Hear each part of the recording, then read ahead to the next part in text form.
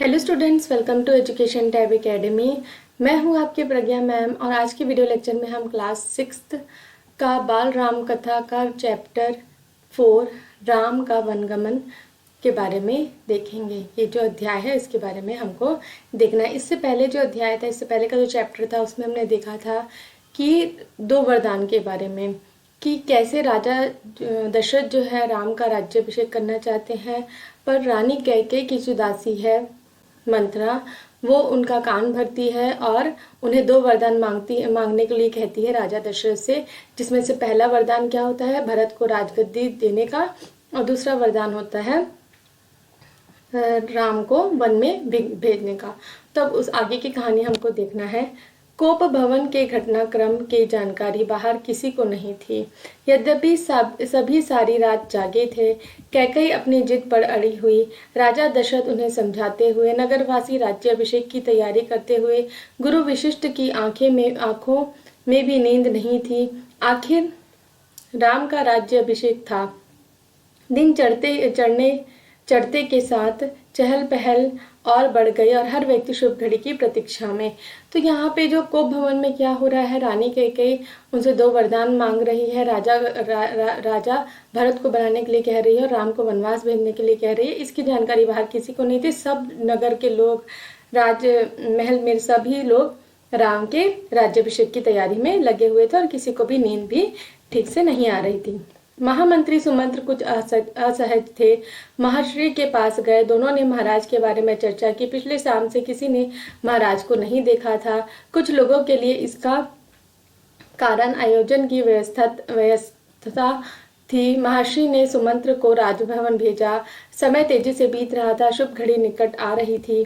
सारी तैयारियां हो चुकी थी, केवल महाराज का आना शेष था। सुमंत्र तत्काल राजभवन पहुंचे। तो जो कोप भवन में हो रहा था उसकी जानकारी किसी को नहीं थी। रानी कैकेयी के पास थे महाराज, और सबको क्या लग रहा था कि वो राज्याभिषेक की तैयारी में बिजी हैं, इसलिए वो नहीं दिख रहे हैं। बहुत शाम से किसी ने उन्हें नहीं देखा था और सारी तैयारी हो चुकी थी राज्याभिषेक की, सिर्फ राजा की कमी थी। तो जो महर्षि वशिष्ठ हैं उन्हें सुमंत्र जो है, वहाँ महामंत्री जो है, उन्हें तत्काल राजभवन भेजते हैं।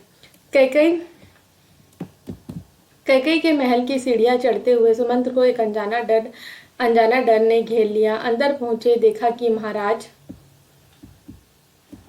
पलंग पर पड़े हैं, बीमार, दीनहीन। सुमंत्र का मन भापते हुए कैकेयी ने कहा, चिंता की कोई बात नहीं है मुनिवर, मंत्रीवर। महाराज राज्याभिषेक के उत्साह में रात भर जागे हैं। वे बाहर निकलने से पूर्व राम से बात करना चाहते हैं। कैसी बात? सुमंत्र ने पूछा। मैं नहीं जानती, अपने मन की बात वे राम को ही बताएंगे। आप उन्हें बुला लाइए। तो वहां पे जब सुमंत्र जो है वो राजमहल की सीढ़ियां चढ़ते हैं तो उनको अलग सा भाप जाते हैं कि कुछ गलत हो रहा है। और वहां जाके जब आप महाराज को देखते हैं, वो बिस्तर में पड़े हुए रहते हैं, एकदम दीनहीन, मतलब कोई बीमार से, एकदम चेहरे पे दुख के साथ। तो रानी कैकेयी बोलती है कि कुछ बात है जो सिर्फ राम से कहना चाहते हैं, तो राम को बुलाने के लिए वो बोलती हैं। दशरथ ने बहुत क्षीण स्वर में राम को बुलाने की आज्ञा दी। सुमंत्र के मन में कई तरह की आशंकाएं थी, पर वे उन्हें टाल रहे थे। राम के निवास के बाहर भारी भीड़ थी। लक्ष्मण भी वहीं थे। भवन को सजाया गया था, उसकी चमक दमक देखने योग्य थी। सुमंत्र को देखकर कोलाहल बढ़ गया। लोगों के लिए एक संकेत था राज्याभिषेक के लिए। राज्याभिषेक के लिए राम को आमंत्रित करने का। सुमंत्र ने कहा, राजकुमार, महाराज ने आपको बुलाया है, आप मेरे साथ चले। तो दशरथ ने क्षीण स्वर, मतलब बहुत ही धीरे स्वर में कहा कि राम को बुला लाइए। तो राम को बुलाने के लिए सुमंत्र जाते हैं। तो वहां बहुत भीड़ रहती है और सबको क्या लगता है कि राम को अब राज्याभिषेक के लिए बुलाया जा रहा है। तो वहां जाके राजकुमार को लेके अपने साथ महाराज के पास लेके चलते हैं। कुछ ही पल में राम वहां पहुंच गए। लक्ष्मण साथ थे। दोनों भाई विस्मित मतलब आश्चर्यचकित, है ना, वे राजसी वस्त्र में थे, सजे धजे लोग जय जयकार करने लगे, पुष्प वर्षा होने लगी। राजकुमार समझ नहीं पा रहे थे कि महाराज ने उन्हें अचानक क्यों बुलाया। लोग समझ रहे थे कि राम राज्याभिषेक के लिए जा रहे थे। तो जैसे ही वहां वो बाहर निकले तो लोगों को लगा राज्याभिषेक के लिए जा रहे हैं, तो वहां पे उनके पुष्प वर्षा होने लगी, राजकुमार के जय जयकार होने लगी। आगे देखेंगे। महल में पहुंचकर राम ने पिता को प्रणाम किया, फिर माता कैकेयी को। राम को देखते ही दशरथ बेसुध हो गए। बेसुध मतलब बेहोश हो गए। उनके मुंह से एक हल्की सी आवाज निकली, राम। उन्हें होश आया, तब वे कुछ बोल नहीं सके।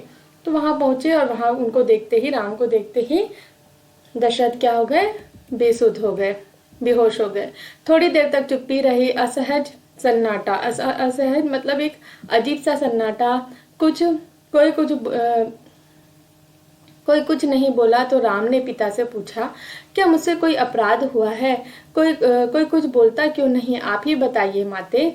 तो बोलते हैं कि इतना चुप्पी क्यों, इस तरीके का सन्नाटा क्यों, क्या मेरे से कोई गलती हो गई है, कुछ अपराध हो गया है? तो माता कैकेयी को बोलते हैं कि आप ही कुछ बताइए। महाराज दशरथ ने मुझे एक बार दो वरदान दिए थे। मैंने कल रात वही दोनों वर मांग लिए, जिससे वे पीछे हट रहे हैं। ये शस्त्र सम्मत नहीं है, रघुकुल की नीति के विरुद्ध है। कैकेयी ने बोलना जारी रखा, मैं चाहती हूँ कि राज्याभिषेक भरत का हो और तुम 14 वर्ष वन में रहो। महाराज यही बात तुमसे कह नहीं पा रहे हैं। तो महाराज दशरथ, माता कैकेयी बताती है कि महाराज दशरथ ने उन्हें 2 वरदान दिए थे और वही 2 वरदान उन्होंने मांगा है, जिसके बारे में वो श्री राम को बताती है।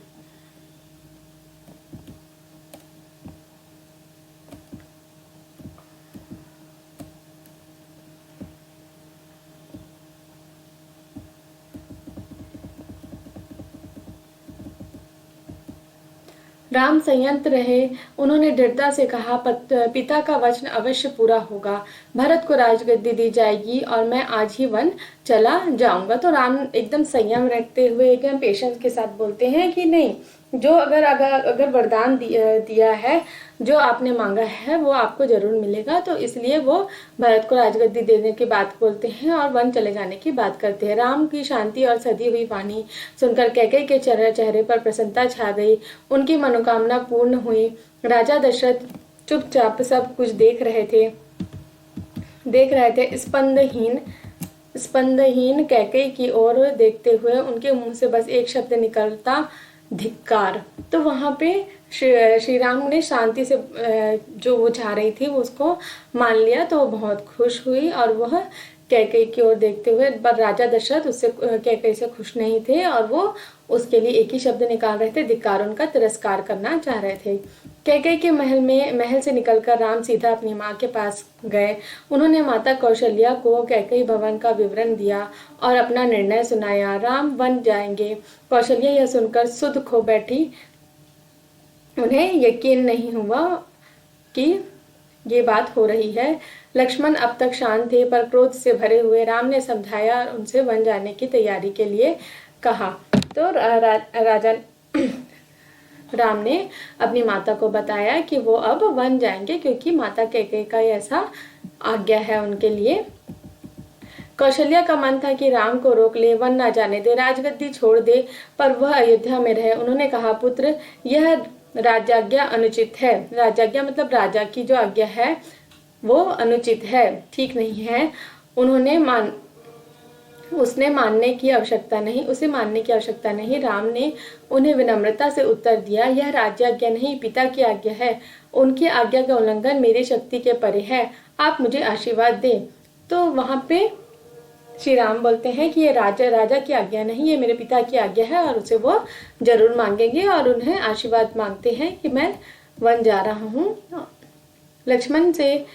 लक्ष्मण से राम का संवाद जारी रहा। राम ने वनगमन का भाग्यवश आया उलट फेर कहा। लक्ष्मण इससे सहमत नहीं थे, वे इसे कायरों का जीवन मानते थे। उन्होंने राम से कहा, आप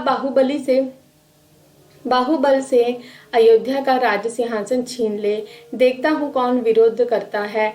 तो राम और अब लक्ष्मण जो है गुस्से से पूरे भरे हुए राम को बोलते हैं कि ये जो है ये पूरा गलत हो रहा है, ये उलटफेर जो हो रहा है, ये जो आपका राज्याभिषेक होने वाला था और उसकी जगह भरत का राज्याभिषेक होने वाला है, ये क्या है, पूरा का पूरा गलत है। वो उससे बिल्कुल भी सहमत नहीं थे और क्या बोल रहे थे कि अगर आप राजमहल छोड़ के वन में जाते हैं तो ये क्या होगा, कायरों का जीवन होगा। तो आप एकदम बाहुबल हैं, आपके पास पूरा बल है, आप अयोध्या का सिंहासन छीन सकते हैं, युद्ध कर सकते हैं, लड़ सकते हैं उसके लिए।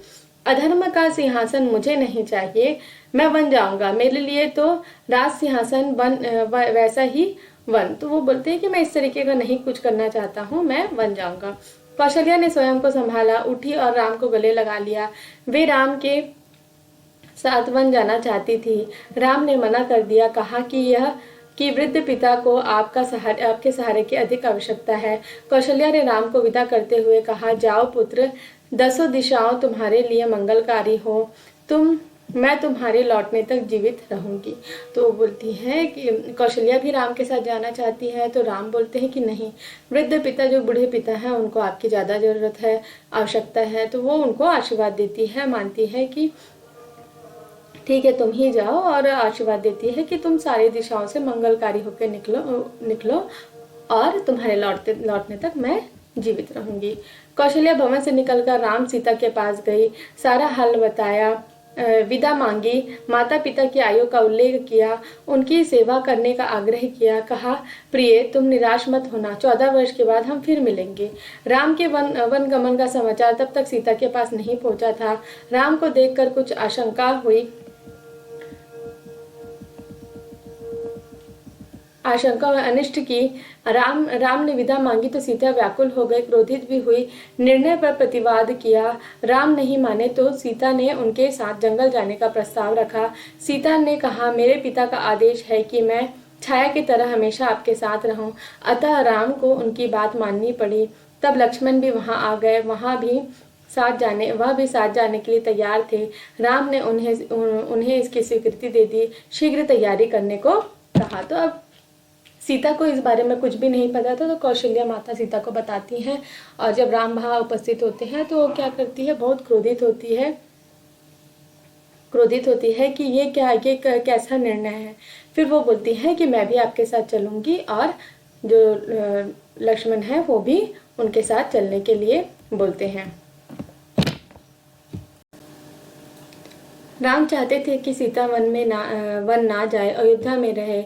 वे इसकी अनुमति दे चुके थे, फिर भी उन्होंने एक और प्रयास किया। सीता वन का जीवन बहुत कठिन है, ना रहने का ठिकाना, ना भोजन का ठिकाना, कठिनाइयाँ कदम कदम पर, तुम महलों में पली, ऐसा जीवन कैसे जी सकोगे। सीता ने उत्तर दिया, मुस्कुरा दी। उन्हें पता था कि श्री राम अपने दिए हुए वचन से पलट नहीं सकते। तो यहाँ पे पहले अनुमति तो दे दी श्री राम ने कि सीता भी तुम भी साथ चलो, लेकिन बाद में वो सोचने लगे कि सीता जो है इतना कठिन कैसे जीवन जिएगी। तो वो सीता को मना करने की कोशिश करते हैं, एक प्रयास करने की कोशिश करते हैं, पर सीता उनकी बातें सुनकर बस मुस्कुरा देती, क्योंकि उनको पता था कि श्री राम एक बार उन्हें हाँ बोल चुके हैं तो अब वो पलटेंगे नहीं। राम वन जा रहे हैं, यह समाचार पूरे नगर में फैल चुका था। नगरवासी दशरथ और कैकेयी को धिक्कार दे रहे मतलब भला बुरा बोल रहे थे। कुछ देर पहले तक वहां उत्सव की तैयारी थी, वहां उदासियों ने घेर लिया, सड़कें गीली थी, लोगों के आंसुओं से सबकी इच्छा थी कि राम सीता वन ना जाए। वे उन्हें रोकना चाहते थे और बेबस थे। अब ये जो समाचार है पूरे नगर में फैल गया। पहले कुछ देर पहले जहाँ उत्सव की तैयारी हो रही थी, अब वहाँ गीले जो सड़कें हैं वो आंसुओं से गीले हो गई, वहाँ सब कोई उदास हो गए और सब चाहते थे कि राम सीता वन में ना जाए, पर उन्हें कोई रोकने का वो नहीं था, कोई रोक नहीं सकता था। वे सब बेबस थे। बेबस मतलब बिल्कुल कुछ भी काम नहीं कर पा रहे थे जो वो चाह रहे हैं। राम सीता और लक्ष्मण जंगल जाने से पहले पिता का आशीर्वाद लेने गए। महाराज दशरथ दर्द से करा रहे थे।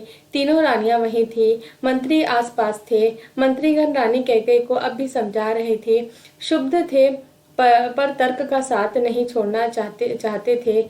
ज्ञान, दर्शन, नीति, रीति, परंपरा सबका हवाला दिया कैकेयी अड़ी रही। तो राम, सीता और लक्ष्मण जंगल जाने से पहले पिता का आशीर्वाद लेने के लिए जाते हैं। तब वहां पे देखते हैं कि राजा दशरथ की स्थिति ठीक नहीं है, वह दर्द से करा रहे हैं।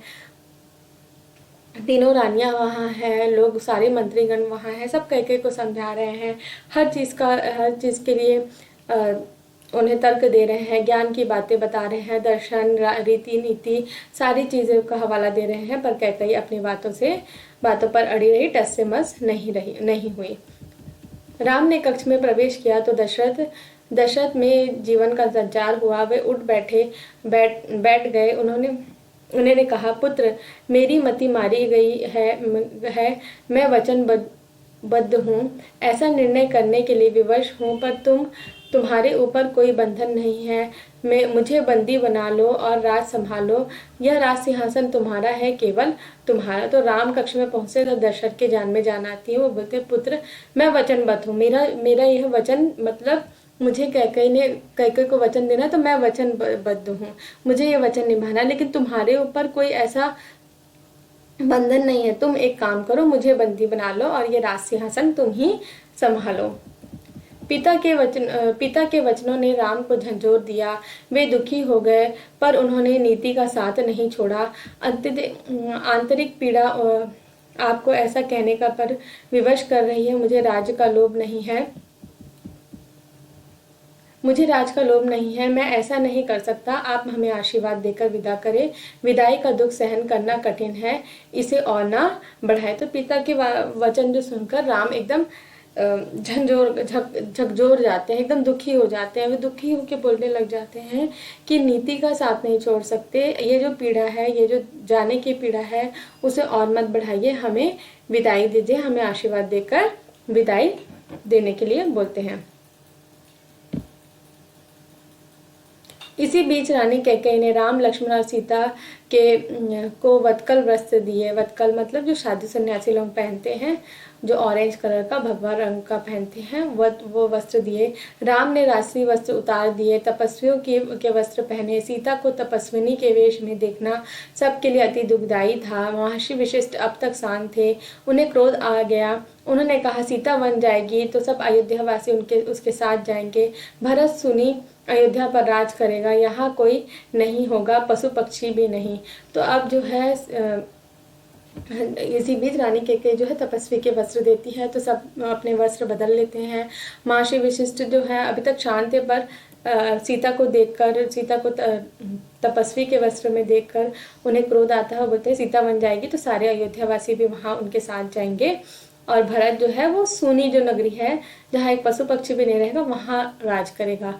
एक बार फिर राम ने सबसे अनुमति मांगी। आगे आगे राम, उनके पीछे सीता, फिर उनके पीछे लक्ष्मण। महल के ठीक बाहर मंत्री सुमंत्र रथ लेकर खड़े थे। रथ पर चढ़कर राम ने महामंत्री रथ तेज चलाइए। नगरवासी रथ के पीछे दौड़े। राजा दशरथ और माता कौशल्या भी पीछे पीछे गए। सब रो रहे थे, सबकी आंखों में आंसू थे। पुरुष, महिला, बूढ़े, जवान, बच्चे मीलों तक नंगे पांव दौड़ते रहे। राम यह दृश्य देखकर विचलित हो गए, भावुक भी। उनसे यह नहीं देखा जा रहा था। उन्होंने सुमंत्र को रथ और गति से हाँकने को कहा, ताकि लोग हार जाए, थक कर पीछे छूट जाए, घर लौट जाए। अब जो है राम, सीता और लक्ष्मण के विदाई का समय आ गया है। महामंत्री सुमंत्र जो है रथ लेकर बाहर खड़े हुए रहते थे, वो तीनों रथ में बैठते हैं और वो चले जाते हैं। तो उनको देखकर जो वहाँ नगरवासी हैं, कौशल्या माता, दशरथ, सब पीछे पीछे भागने लगते हैं। तो राम उनसे कहते हैं कि आप रथ एकदम तेजी से चलाएं, ताकि सारे लोग पीछे छूट जाए और जो ये दुख की घड़ी है वो जल्दी खत्म हो जाए।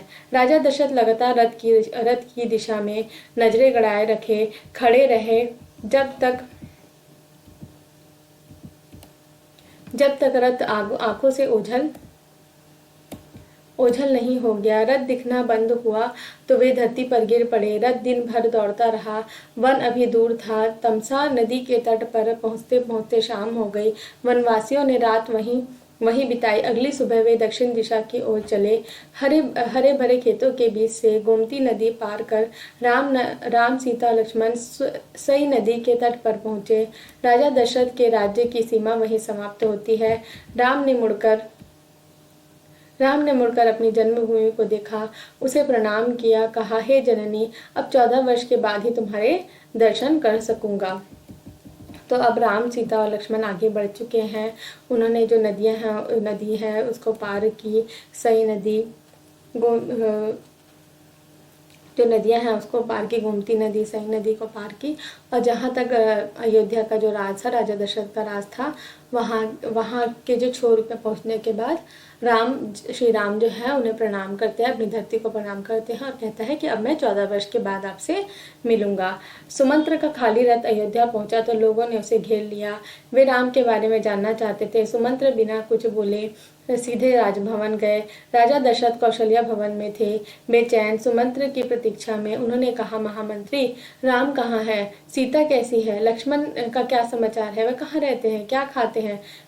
तो यहाँ जब सुमंत्र अयोध्या पहुँचते हैं तो सब उनको घेर लेते हैं, कोई प्रश्न पूछना चाहते हैं, पर जो सुमंत्र है वो सीधा राजभवन पहुँचते हैं। वहाँ राजा दशरथ भी उनसे कई सारे सवाल पूछते हैं कि राम कैसा है, सीता कैसे है, लक्ष्मण कैसा है, क्या खाते हैं, कहाँ रह रहे हैं, कैसे वो वहाँ पे दिन अपना गुजार रहे हैं। सुमंत्र की आंखों में आंसू थे। उन्होंने एक कर महाराज के प्रश्नों का उत्तर दिया। सुमंत्र को पता था कि दशरथ को इन उत्तरों से संतोष नहीं होगा। महाराज की बेचैनी बनी रही, बढ़ती गई। वन गमन के छठे दिन दशरथ ने प्राण त्याग दिए। राम का वियोग उनसे सहा नहीं गया। तो सुमंत्र जो है वो राजभवन पहुंचते, उनके आंखों में आंसू थे। महाराज कई सारे प्रश्न पूछते हैं, उत्तरों और वो जानते हैं कि महाराज उन उत्तरों से संतोष नहीं हो गया। बेचैन थे महाराज, बहुत दुखी थे और राम के जाने के छठे दिन ही उन्होंने अपने प्राण त्याग दिए राम के वियोग में। दूसरे दिन महर्षि वशिष्ठ ने मंत्री परिषद में से चर्चा की। सबकी राय थी कि राजगद्दी खाली नहीं रहनी चाहिए। तय हुआ कि भरत को तत्काल अयोध्या बुलाया जाए। घुड़सवार दूत रवाना किए गए इस निर्देश के साथ कि उन्हें अयोध्या की घटनाओं के संबंध में मौन रहना है। तो दूसरे दिन जो है महर्षि दशरथ के खत्म होने के बाद महर्षि वशिष्ठ जो है मंत्री परिषद से चर्चा करते हैं। वो बोलते हैं कि राजगद्दी खाली नहीं रहनी चाहिए, इसलिए भरत को तत्काल अयोध्या बुलाते हैं। और घुड़सवार जो दूत है वो घोड़े पर सवार होकर वहां पे चलता है और उसे ये एकदम निर्देश किया जाता है कि अयोध्या की घटना के बारे में जो भरत है उन्हें ना बताया जाए, उन्हें सीधा अयोध्या लेके आया जाए। तो फ्रेंड्स, होप करती हूँ कि आपको ये चैप्टर इंटरेस्टिंग लगा होगा। अब आगे की कहानी हम नेक्स्ट चैप्टर में देखेंगे, नेक्स्ट जो अध्याय है उसमें देखेंगे। अगर आपको वीडियो पसंद आया है, आपको ये चैप्टर समझ में आया है, तो आपको वीडियो को लाइक करना है, मेरे चैनल को सब्सक्राइब करना है, बेल नोटिफिकेशन को ऑन करना है और मेरे साथ कनेक्टेड रहने के लिए मैंने वीडियोज़ देखते रहना है। होप करती हूँ कि आपको मेरे वीडियोस पसंद आते हैं। अगर वीडियो पसंद आते हैं तो आप कमेंट करके बताइए कि आपको वीडियो पसंद आ रहे हैं कि नहीं आ रहे हैं।